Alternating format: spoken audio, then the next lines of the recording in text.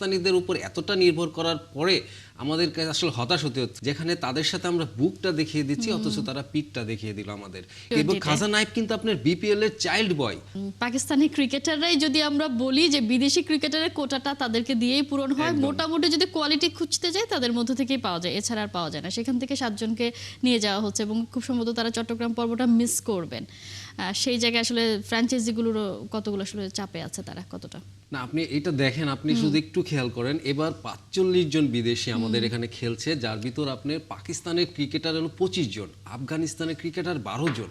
মানে একটি টুর্নামেন্টের মানে 100% বিদেশি ক্রিকেটারদের ভিতর 82.22% আপনার ক্রিকেটার পাকিস্তান এবং আফগানিস্তানের, সেখানে প্রায় 56% ক্রিকেটার পাকিস্তানের। সে তাদের উপর এতটা নির্ভর করছে আমরা, যেখানে তাদের সাথে আমরা বুকটা দেখিয়ে দিচ্ছি অথচ তারা পিঠটা দেখিয়ে দিল আমাদের।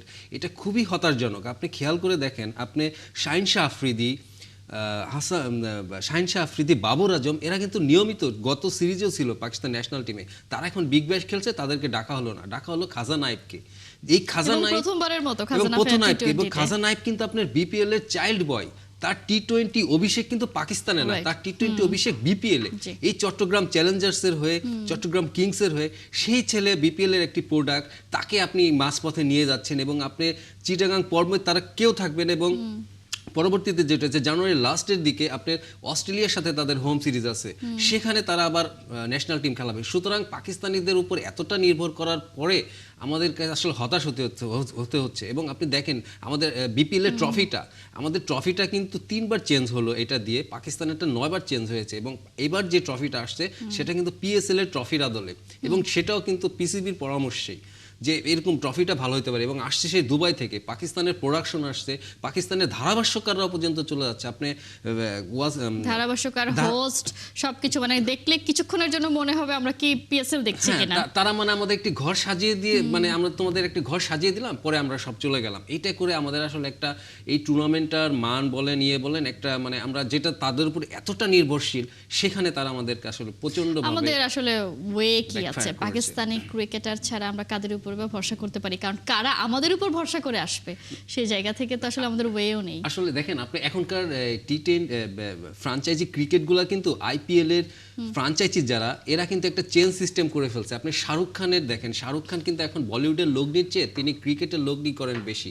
এবং তার আইপিএল এ, সিপিএল এ, এসএতে, আপনার আইএলএ সব জায়গাটা নাইট রাইডার্স আছে। এবং তারা কিন্তু বিপিএলও আসতে চেয়েছিল। মানে আপনার এই চেনের ভিতর যদি বৈশ্বিক চেনের ভিতর আপনি যদি আসতে পারেন, তাহলে কিন্তু আপনার বিদেশি ক্রিকেটার, তারকা ক্রিকেটার যারা, তাদেরকে পেতে আপনার সমস্যা হবে না, কারণ তারা ওই সব চেনগুলোর উপরে আস্থা রাখে। আপনার এসএ টি-20 খেলতে যাচ্ছে আপনার কেরন পোলার্ড আছেন, আন্দ্রে রাসেল যাচ্ছেন। মানে ওয়েস্ট ইন্ডিজের যে অ্যাম্বাসিডারগুলোকে আমরা আসলে টি-20 দূত মনে করি, ফ্র্যাঞ্চাইজি দূত মনে করি, তারা কিন্তু আপনার বিপিএল এবার কেউ নয়। আপনার ওয়েস্ট ইন্ডিয়ান ছাড়া আসলে ফ্র্যাঞ্চাইজি ক্রিকেট ওই যেটা হয় না, ওই যে স্বাদ লবণ ছাড়া তরকারির মতন হয়ে গেছে। এবং এখানে কোনো শ্রীলঙ্কার নেই, একমাত্র নন এশিয়ান খেলছে এবার সিলেটে এথান ব্রুকস। তো সেখানে আপনি দেখেন একটি টুর্নামেন্টে একজন মাত্র নন এশিয়ান এবং সবাই পাকিস্তানি এবং আফগানিস্তানি। সেখানে পাকিস্তান আমাদের কি করলো আসলে, এবার বিপিএলটা হয়ে গেছে না ওই যে ঢাকা আন্তর্জাতিক বাণিজ্য মেলা থাকে না, মানে হয় যেটা একটা সময় হতো আমরা অনেক ভাবতাম যে আন্তর্জাতিক মানের, কিন্তু পরে দেখা যায় যে ওই Pakistani 3 piece, Indian bedsheet, Chinese cosmetics, এইগুলা দিয়ে আসলে এই বাণিজ্য মেলাটা হয়। তো মান না থাক আন্তর্জাতিক আছে, বিপিএলটাও তাই, মান না থাক আন্তর্জাতিক আছে, এবং আন্তর্জাতিকের কোটা পূরণ করছে পাকিস্তান, আফগানিস্তান, নেপালের একজন আছে।